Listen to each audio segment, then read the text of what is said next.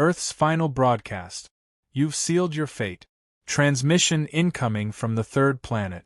Source: High Commander Zolter. I flicked my foremost sensory stalk in mild annoyance toward Lieutenant Craig.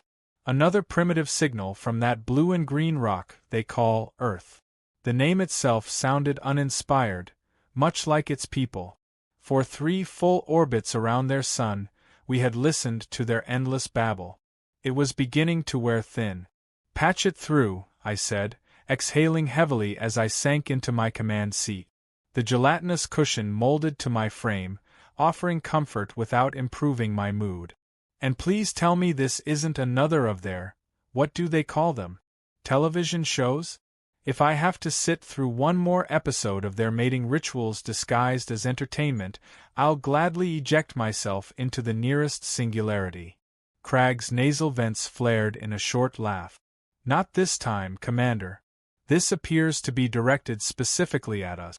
They've detected our position." That made me straighten, all 6 of my eyes blinking in a nervous ripple, an old hatchling reflex. Detected us? Impossible. We're anchored behind their moon. Their technology shouldn't even comprehend our cloaking signature. "Unknown how," Craig admitted. "But the message is addressed to, and I quote, the alien ships lurking behind Earth's moon like cowards, instead of introducing themselves." Silence descended on the bridge. Captain Maxey's stopped mid-bite of her nutrient cube. Lieutenant Drev let out an overly dramatic gasp. "Put it on," I ordered, lowering my voice a register. The primary view screen lit up. A human appeared, pale pink skin, hair only atop the head, clothed in a blue uniform adorned with insignia I couldn't place. "This is Admiral Tara Jackson of the United Earth Defense Force," the human began. "We have long been aware of your presence. Your cloaking technology is advanced, but it emits a distinct quantum signature that our newest detection systems can read." A cold knot tightened in my abdominal sac. "Impossible. You are likely deciding whether Earth is a threat or an opportunity. The truth is, we are both. We welcome peaceful contact," her tone shifted, steel edging each syllable. "But if your intentions are hostile, you would be wise to reconsider. Engagement with Earth would not be in your best interest." Maxey scoffed. "From them? That's a threat." "Not exactly," Jackson continued, almost as if she'd heard the remark. "We have studied your vessels.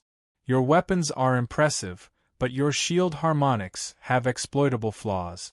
This is not a threat, only information we believe you should factor into your choices." My jaw ridges clacked in irritation. "End transmission. Bring up their defensive grid."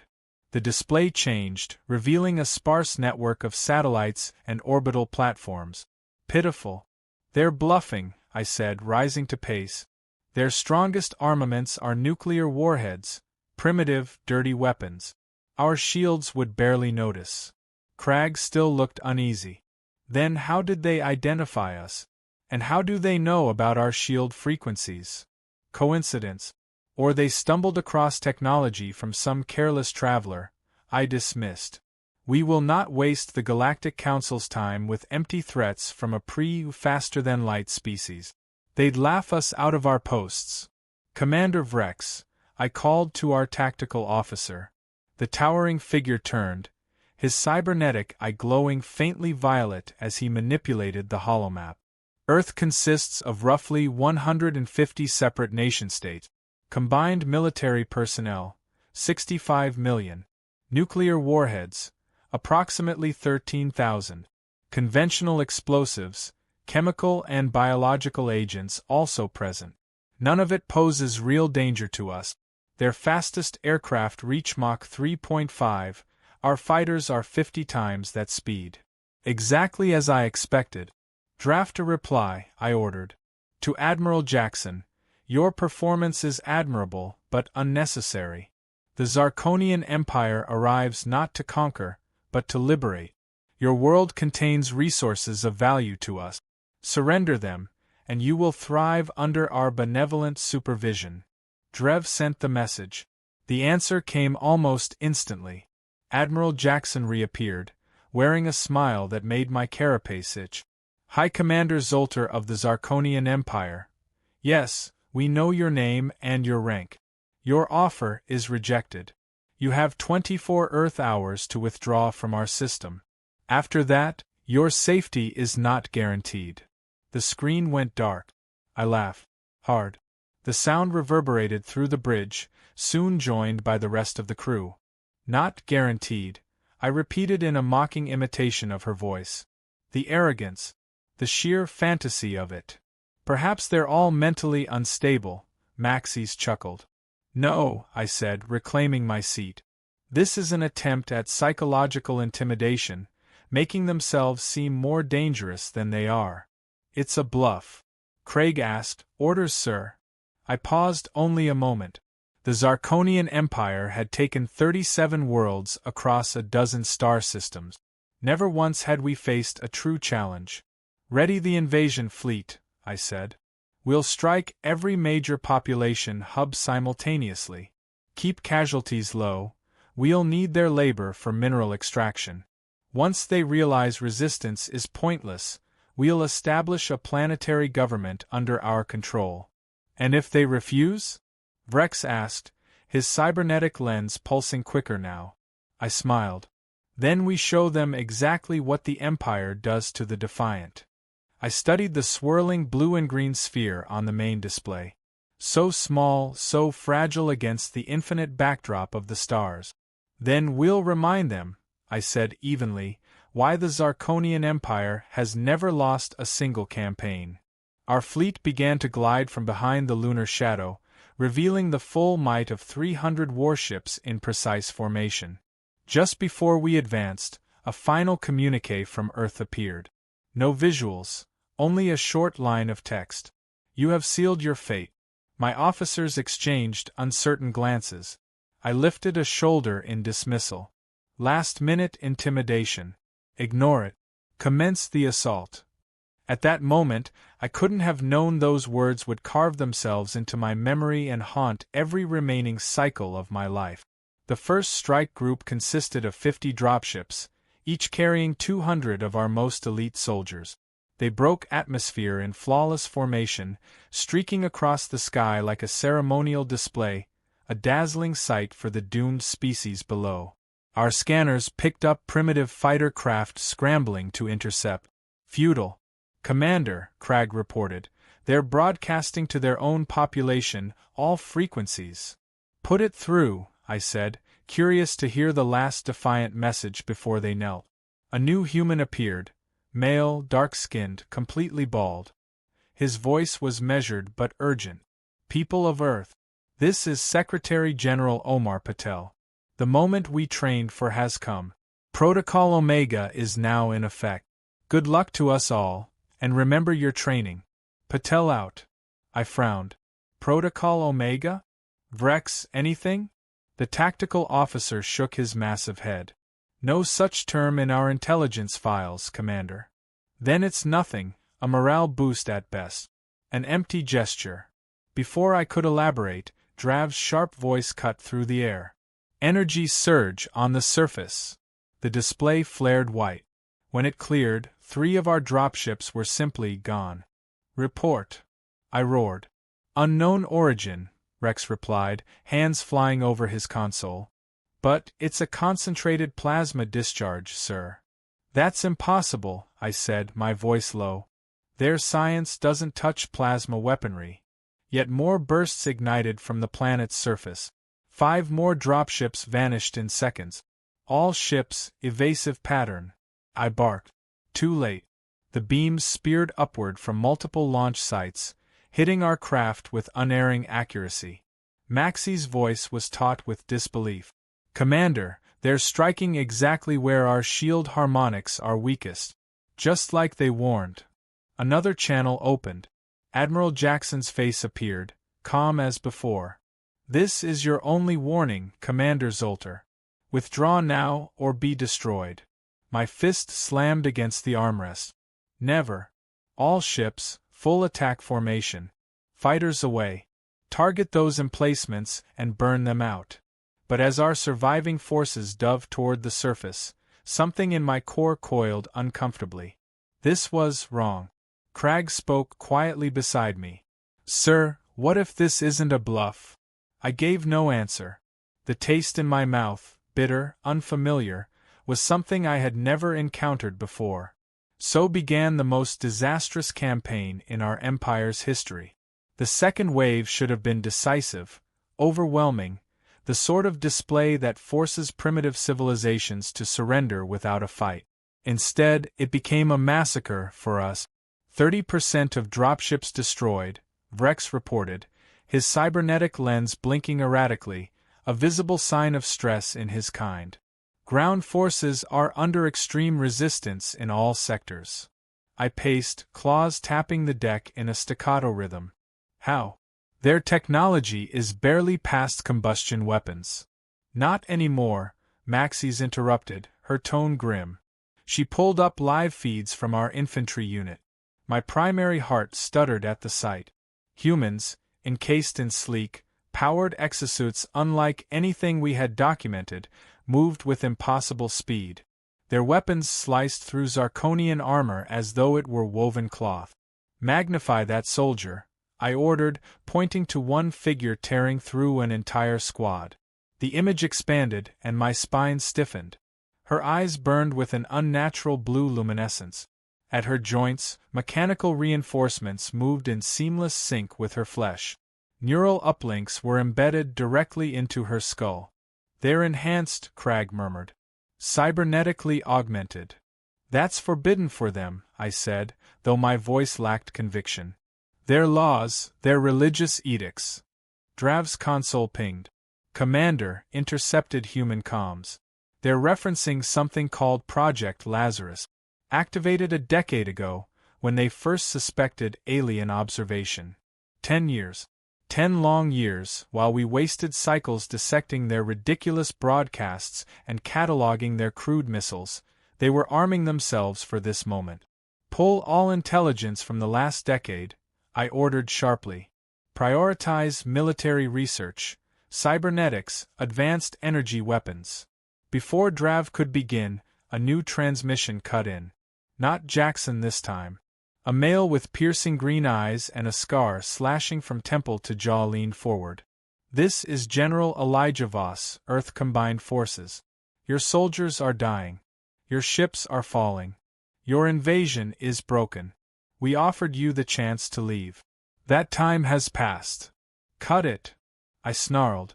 The screen went dark, but the weight of his words lingered in the air like a storm about to break. Arrogant primates, I muttered. Rex, status report on the flagship group. The hulking officer hesitated before speaking. 7 destroyers lost, Commander. The enemy has released, something we've never seen before, swarms of microdrones. They latch onto our hulls, slip past the shields, and bore straight into vital systems. A wave of vertigo swept over me. This couldn't be real. Not to the Zarkonian Empire. Not to me. Deploy the orbital strike platforms, I ordered, voice hardening. If they want brutality, we will show them the kind that carves planets into ash. Target their primary cities, military hubs, and power infrastructure. Let's see how long their precious armor works when the lights go out. Crag's voice was low but insistent. Sir, Galactic Council regulations strictly forbid orbital bombardment of pre-FTL civilizations. It's classified as... I know what it's classified as. My voice rose like a blade being drawn. These humans have inverted the natural order. They should be groveling, pleading, not making fools of us. Launch the platforms. No one argued again. The command went out. 12 colossal weapons, each capable of turning a continent into molten glass, moved into firing alignment around the planet. Platforms primed, Brex announced. Awaiting your word. I inhaled slowly. This would end them. Yes, the council might strip me of my rank, but disgrace was preferable to defeat. Fire. 12 searing lances of energy knifed toward the planet's surface. The bridge fell silent, awaiting the eruption that would erase human defiance. It never came. Instead, the beam struck something invisible, a barrier that rippled like water, and then bent backward. Evasive maneuvers! I roared. Too late. The redirected blast slammed into our own platforms, vaporizing them, and several nearby ships, in an instant. The tactical display updated. A quarter of our fleet gone. They have planetary shields, Maxis said in disbelief. Level 7 tech at least. By our classification, humans are barely a level 3 species. Another transmission. A human woman appeared, auburn hair, eyes like cold steel. This is Dr. Morgan Lane, Chief Scientist of the Earth Defense Initiative. We anticipated your orbital strike, and countered it. The shielding you just encountered was reverse-engineered from a scout vessel we captured 15 years ago. We've refined it since then. My mandibles twitched. We never dispatched a scout vessel. We only discovered Earth 3 cycles ago. Her mouth curled in a thin smile. Not from your empire, Commander. Others have visited us. Some were less arrogant.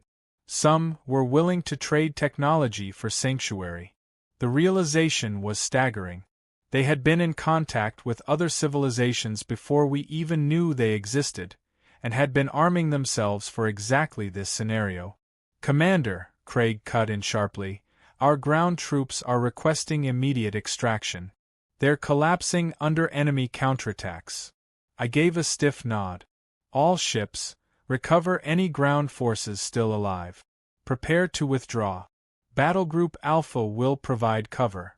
As our forces scrambled, another image filled the screen. General Voss stood in a subterranean command post, holographic projections of our fleet glowing around him. Leaving so soon, Commander? We've prepared a warmer welcome.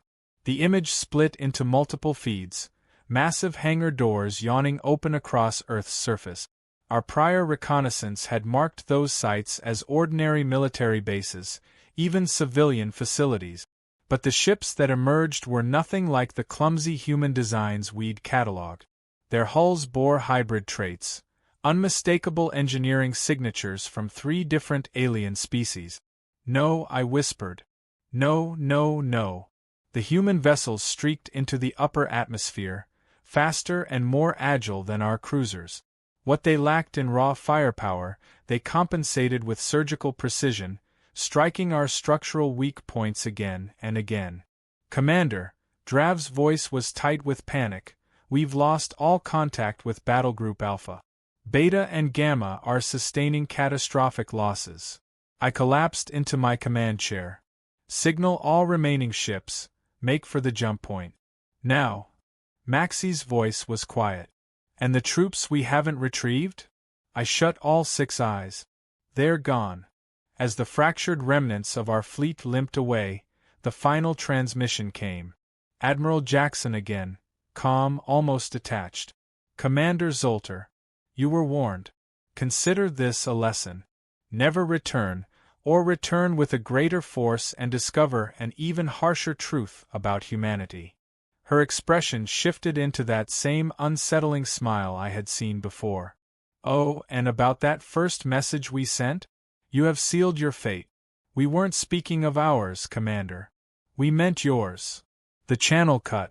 In less than a single Earth day, the Zarkonian Empire had lost almost half its invading armada to a people we'd dismissed as little more than tool-using animals. Animals who had mastered technology they should not have understood. At the jump point, only one thought burned through my mind. What will I tell the Emperor? The Imperial Throne Hall was built to reduce lesser beings to trembling silence. Pillars of black stone soared to a dome painted with scenes of our greatest victories. The mosaic floor, inlaid with the visages of conquered species kneeling before Zarkonian supremacy, seemed to mock every step I took toward the throne. Emperor Vexor, may his reign endure beyond the ages, waited as I approached. His eyes bored into mine, and the weight of failure settled over me like the gravity of a collapsed STA. The Emperor's immense form loomed over the carved obsidian throne. 4 of his 6 eyes followed my every movement as I approached, the remaining two fixed on a hovering tactical display showing the broken remnants of our once proud armada. I sank to one knee, head lowered. Protocol demanded silence until spoken to. The pause that followed was suffocating. At last, his deep, resonant voice rolled across the hall. Commander Zolter explained to me how the Zarkonian Empire, my empire, lost half its invasion fleet to a species that has not even colonized its own moon. I forced my voice steady. Your Radiance, the humans were not what they seemed. Our intelligence underestimated them. They wielded technology far beyond their apparent stage of development. I am aware, the Emperor said flatly.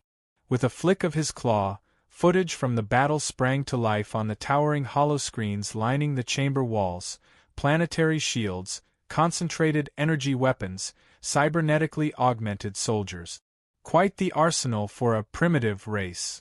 They had assistants, your Radiance, other alien powers.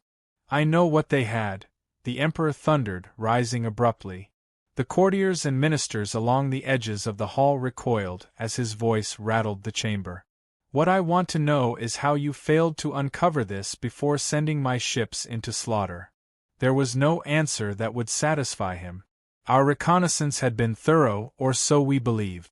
We had monitored their broadcasts, dissected their military data, measured their industry.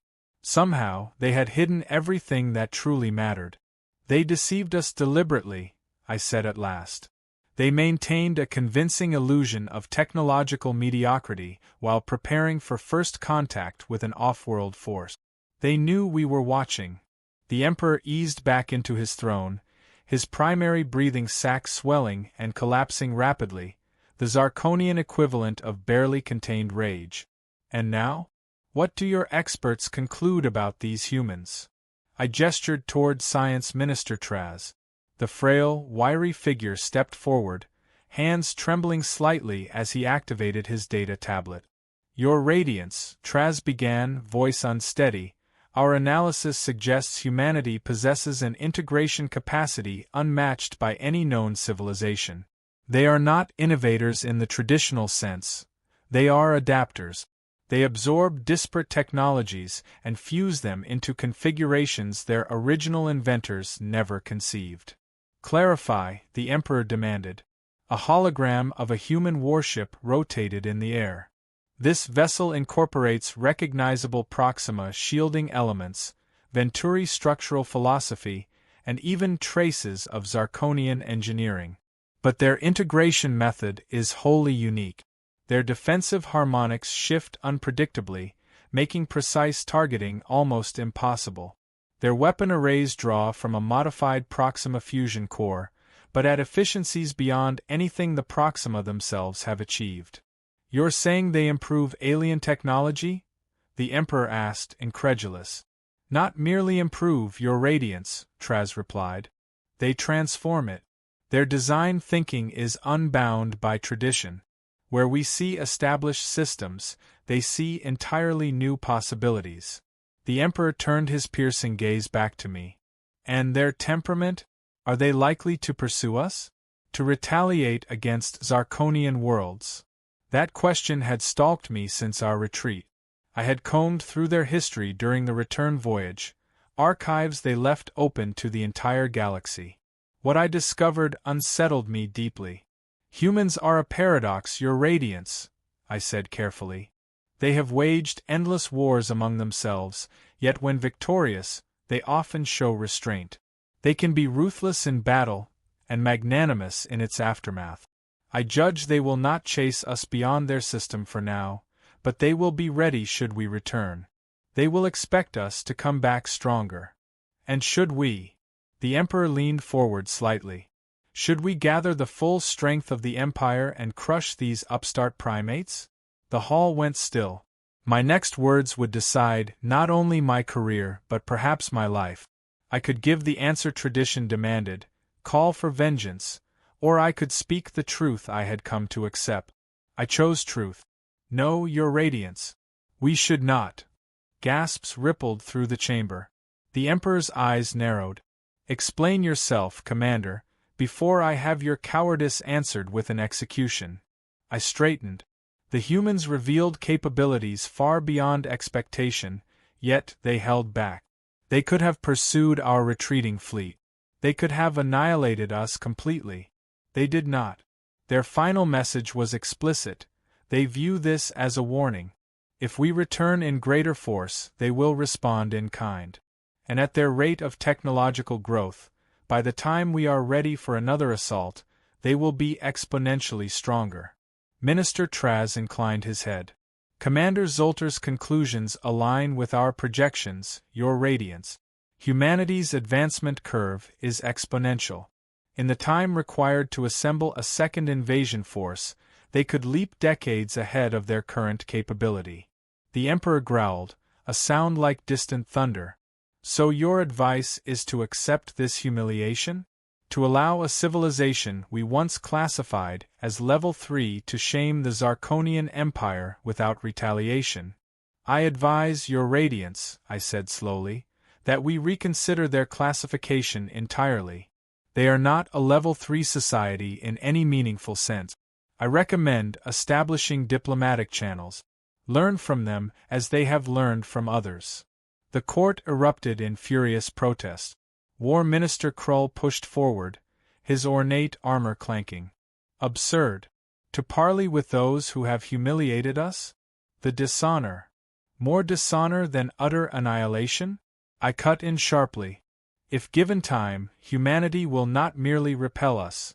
They could become a threat to the Empire itself. They have shown they can dismantle, re-engineer, and surpass any technology they touch. My words hung in the charged air, the entire hall awaiting the Emperor's judgment.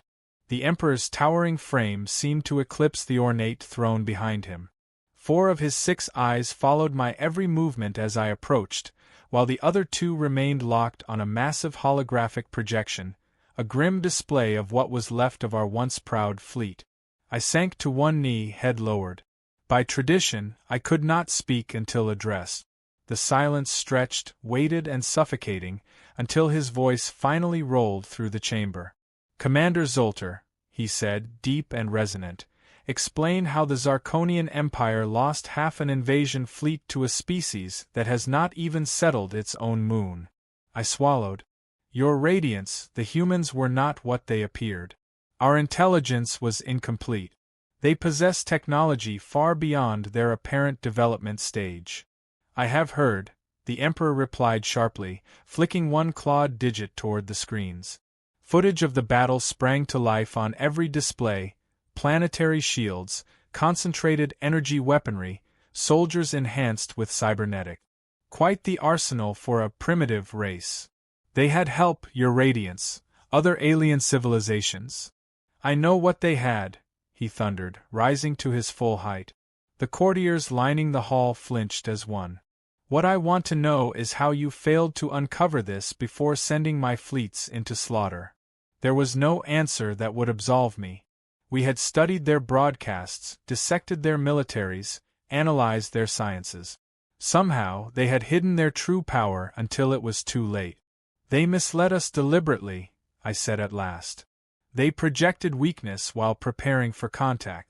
They knew we were watching.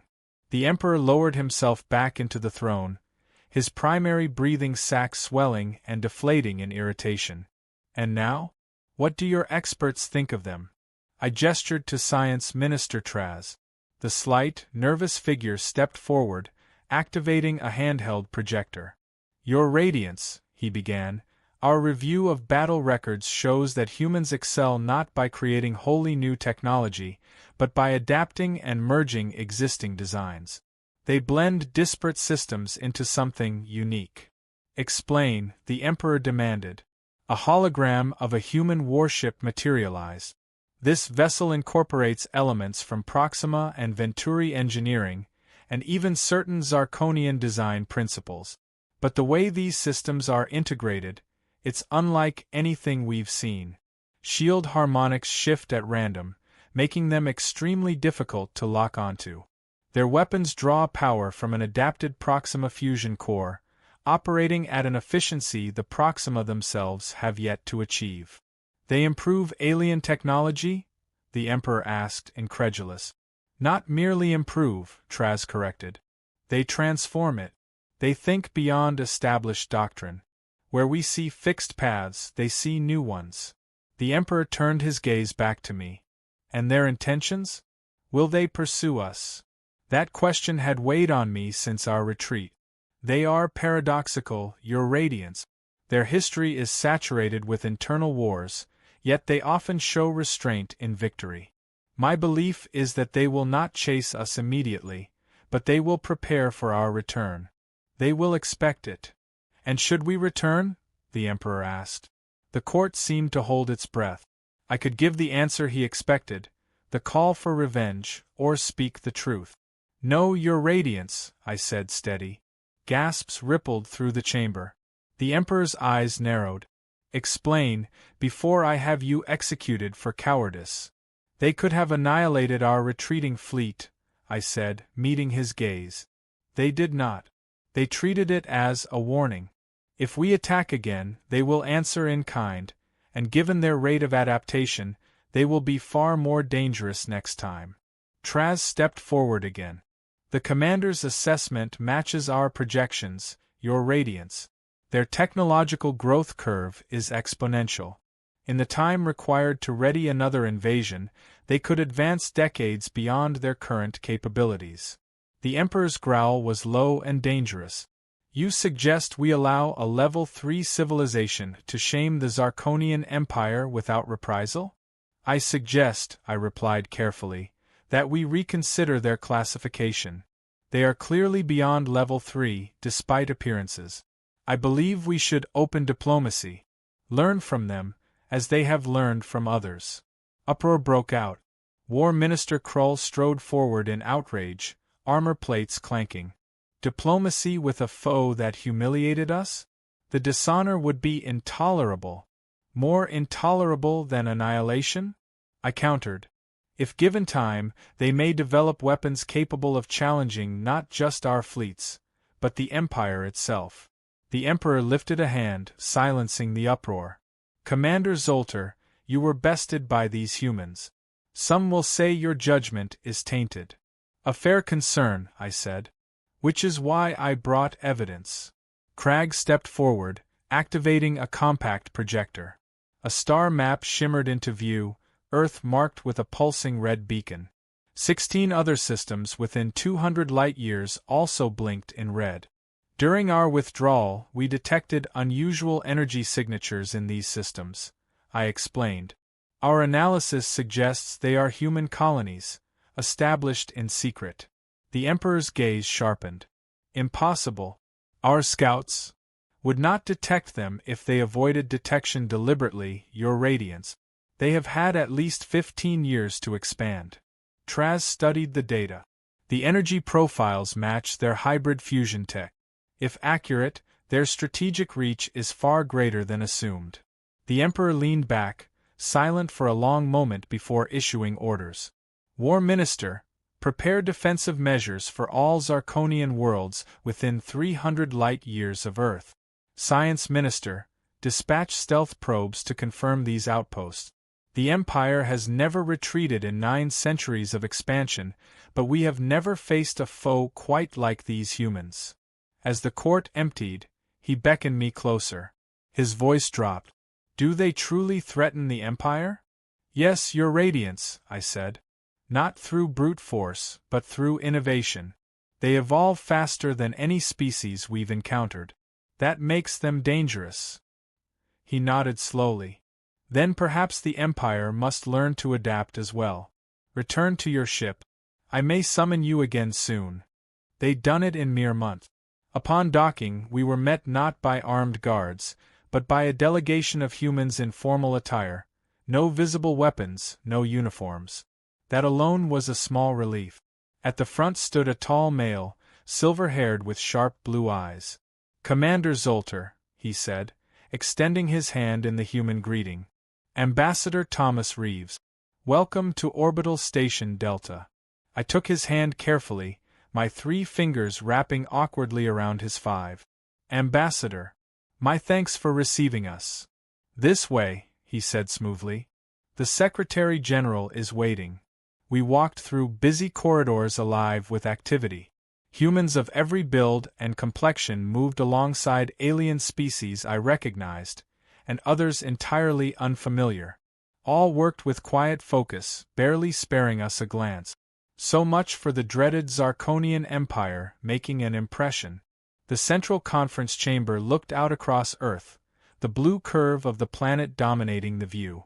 Standing before the window was Secretary General Omar Patel, the same man whose voice had proclaimed Protocol Omega during our ill-fated invasion. When he turned, his face was calm, unreadable. "Commander Zolter, when I heard the Zarkonians were sending a diplomatic mission, I insisted you lead it. Poetic symmetry, wouldn't you say?" I bowed. "Secretary General, I come with greetings from Emperor Vex Zor and a proposal for peaceful relations between our civilizations." He gestured toward the conference table. "Please, sit. We have much to discuss." The seats were designed to fit Zarkonian physiology, a subtle touch, but one I noticed. Holographic projectors came to life, showing images of our invasion fleet in its prime, followed by scenes of wreckage, captured soldiers, and salvage technology. "Let's be direct," Patel said. "6 months ago you came to subjugate us. Today you come offering peace. What changed?" Pride urged me to defend the Empire's honor, but my instructions were clear: be truthful. These humans could sense deception. "You changed our assessment," I said.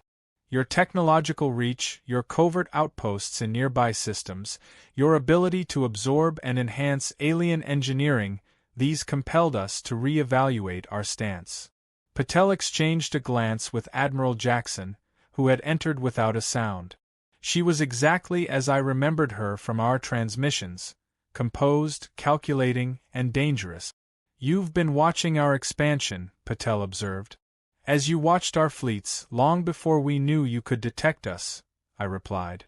A faint smile touched his lips. "Fair point. And what does the Zarkonian Empire propose?" I activated my tablet, projecting the Emperor's offer: a non-aggression pact, recognized borders, limited technological exchange, reparations for damages caused during our misunderstanding. "Misunderstanding?" Jackson's voice cut like a blade. "That's what you call an unprovoked invasion?" I met her gaze. "What would you call your deliberate concealment of technology? Your hidden outposts? Your alliances with off-world species? Who gave you your advanced systems?" "Survival measures," she said instantly. "We detected your probes 3 years before your fleet arrived. We know what the Zarkonian Empire does to undeveloped worlds. You're not the first expansionist species we've met, Commander." "That is news to me," I admitted. "The Proxima tried to conquer us 80 years ago," Patel said, stepping in. "The Venturi attempted colonization 50 years before that. Each time, humanity adapted and survived. Your invasion was only the latest test of our readiness." The revelation stunned me. Humanity had been fending off alien incursions for over a century, each defeat of their enemies making them stronger, sharper, and more inventive, all while keeping up the illusion of being a limited, planetary-bound people. "I did not know," I said quietly. "Clearly," Jackson replied, her tone edged with dry amusement. "Now, about these reparations." The discussion went on for hours, hammering through every clause of the proposed peace. What struck me most was the human approach: firm, unwavering, but without pettiness. They sought recognition, not vengeance; respect, not submission. When we broke for the day, Ambassador Reeves invited me to see, a gesture of transparency. He led me to an observation deck that overlooked a colossal hangar. Below, dozens of vessels were under construction, larger, sleeker, and more advanced than those we had fought. "Our first true deep space fleet," Reeves said. "Operational range, 1,000 light-years. Launching next month." The meaning was clear: humanity was expanding, with or without anyone's approval. "You've done in months what takes most civilizations decades," I observed. "Necessity breeds invention," Reeves replied. Adapt fast or die. And the outposts we detected? Mostly research stations, he said. Some mining. A few colonies. We like to explore, Commander Zolter, but we've learned to be careful. As we walked back toward the conference chamber, a priority signal came through from my ship. A moment later, alarms screamed throughout the station. What's happening? I demanded, as humans rushed to their posts. Jackson glanced at the device on her wrist. Long-range sensors have picked up a Proxima battle group entering the system. Fast approach. No response to hails. The Proxima. My pulse quickened. Here. Apparently, Patel said grimly, they've decided to try again. Ambassador Reeves, get our guests to safety, Patel ordered. Admiral, initiate Defense Protocol Theta. Reeves guided us to a secure observation deck, its panoramic windows giving an unobstructed view of the void. From here, I watched Earth's defenses awaken. The station itself seemed to come alive, panels sliding back, hidden weapon arrays locking into place with mechanical precision.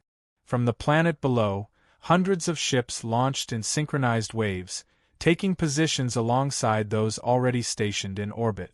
In moments, a shimmering sphere of defensive firepower encased Earth. Then the intruders arrived. The Proxima fleet emerged from faster-than-light travel at the edge of Mars' orbit, 50 warships in a sweeping crescent formation.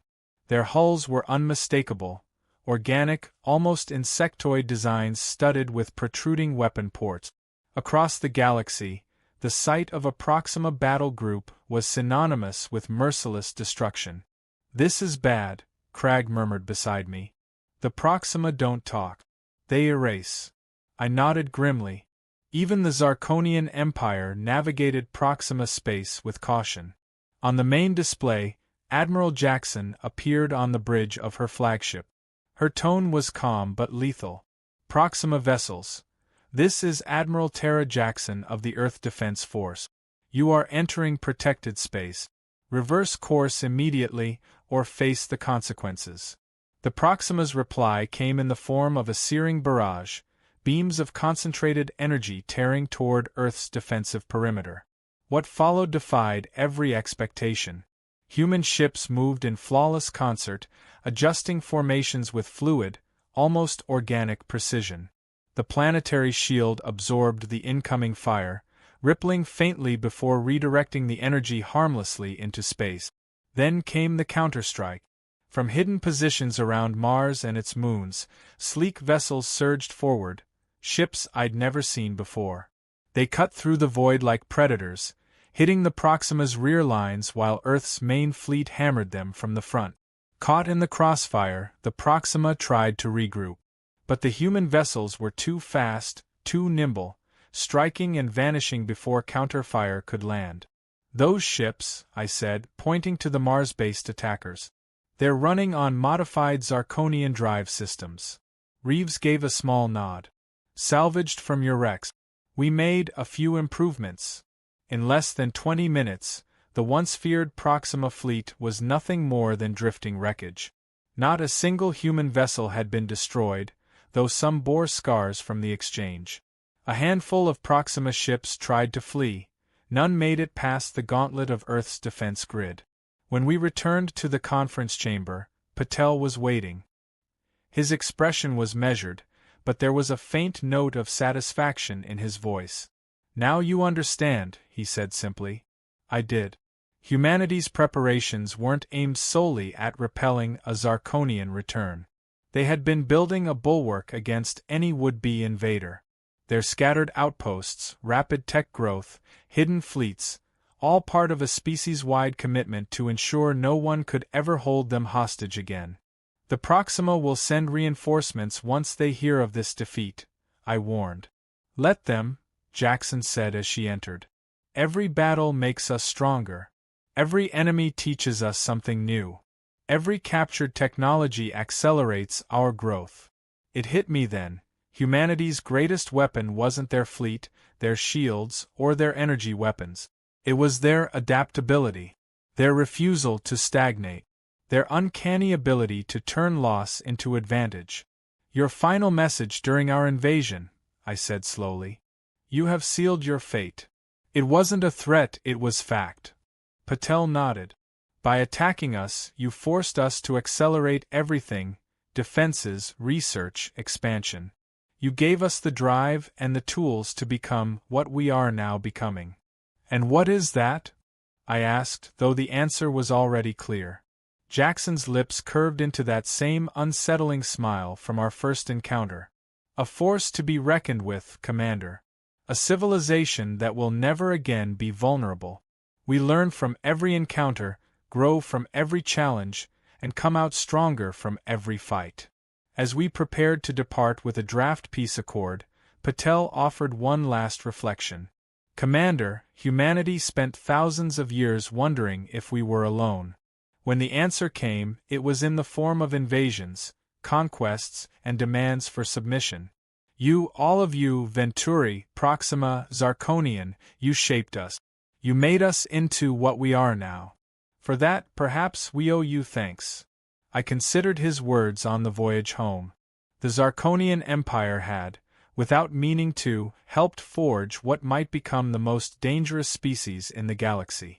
A people whose rise could alter the balance of power we had taken for granted for centuries. When I presented the peace agreement to Emperor Vex Zor, I included one personal recommendation: that we watch humanity closely. Not merely as potential adversaries or allies, but as a phenomenon, a force of nature, unpredictable, adaptive, transformative, because in the grand weave of interstellar civilizations, humanity was something altogether new. Not just another voice in the chorus of the stars, but a catalyst for change itself. Their final transmission had been prophetic after all. By existing as they were, by becoming what they had become, they had indeed sealed our fate. And the galaxy would never be the same.